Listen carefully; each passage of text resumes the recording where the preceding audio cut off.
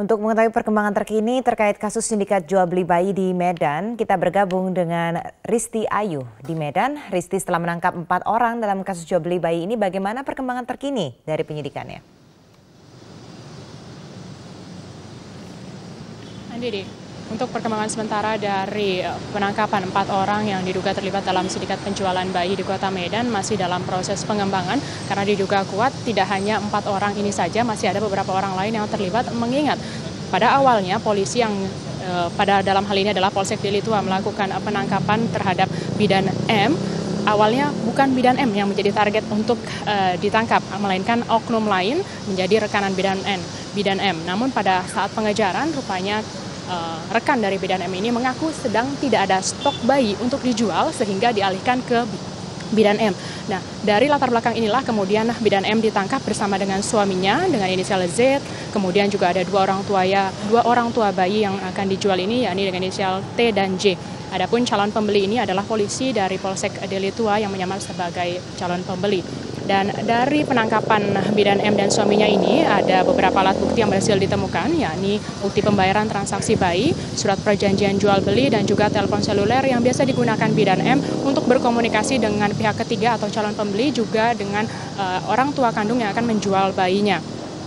Sementara itu, selaku dari Ketua Tim Pengejaran Sindikat Penjualan Bayi, dalam hal ini yakni Kanit Reskrim Polsek Delitua, menduga memang ada peran aktif dari Bidan M yang diduga bekerja di salah satu lembaga pelayanan kesehatan ini sebagai perantara yang memiliki banyak relasi dengan menjualnya juga beragam modus, dan diduga juga memang tidak hanya Bidan M dan juga oknum lainnya, namun ada beberapa kemungkinan pihak-pihak lain yang diduga turut membantu melancarkan penjualan bayi ini, karena diketahui keterangan dari Polsek Delitua, Bidan M ini berani masuk ke dalam rumah sakit pasca orang tua kandung yang akan menjual bayi tersebut sesaat setelah persalinan.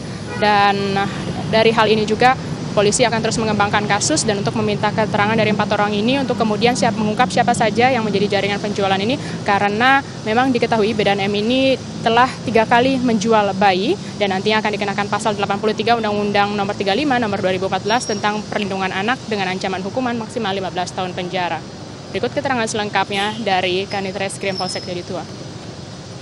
Kronologis penangkapan sendiri, adanya informasi masyarakat terkait penjualan bayi. Berdasarkan hal tersebut kami melakukan penyelidikan, dan setelah penyelidikan yang mendalam kami mendapatkan info bahwa terjadi transaksi di Rumah Sakit Mitra Sujati wilayah hukum Delitua. Kami melakukan penyamaran atau yang dikenal dengan undercover buy. Setelah terjadi transaksi terhadap tersangka, dan ketika transaksi pun kami melakukan rekaman gambar, kami tangkap tersangka. Ketika terjadi penyerahan bayi, terjadi penyerahan uang, kami tangkap tersangka, kami amankan tersangka, kami lakukan pemeriksaan, dan terhadap tersangka dikenakan pasal 83 Undang-Undang Republik Indonesia tahun 35 pasal 83 Undang-Undang RI nomor 35 tahun 2014. Andini. Risti, bagaimana kondisi bayi yang diperjualbelikan oleh orang tuanya ini?